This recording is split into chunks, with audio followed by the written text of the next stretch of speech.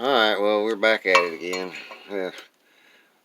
It's a 15 millimeter is what you got. And luckily I kept my snap-ons.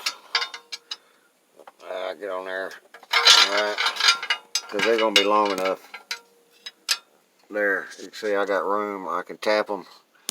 And I'll be able to break them and spin it. I'll reach over there and spin the damn thing. And then get it out. But that flex plate is broke. And do not take this cross member out until after you get it broke free of the block. You get that bell housing broke free of the block, because the lining pins, this thing, shit, a very long time ago worked on. It's been years, so I can assure you, you can see the rust and all that build up.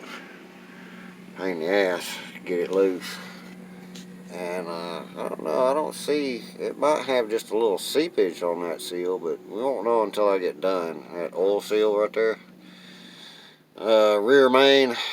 Alright, so it's 15 millimeter, and I happen to have some extremely long wrenches from back when, a long time ago. I did a lot of work.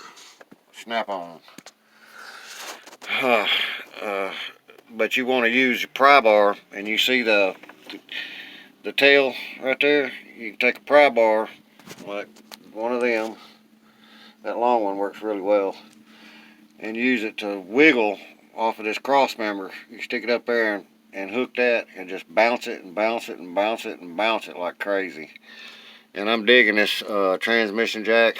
I like the way it works. I can tilt it left and right, and I can tilt it up and down, actually, right there, which is really cool. But my plywood situation sucks. I'm dealing with 3/8 plywood on a hole.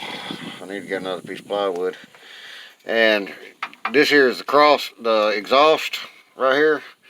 You got two 13 millimeter bolts, one right here and one that goes into the side right here, and then the hanger will drop down.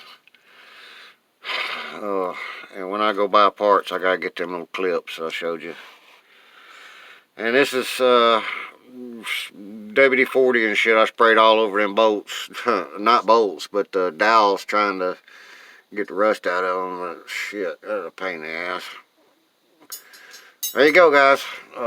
I'm gonna get it out, and we're gonna look at this flex plate and get a number off of it, and then go get one. Peace. They sent me the wrong one when I bought it off of eBay.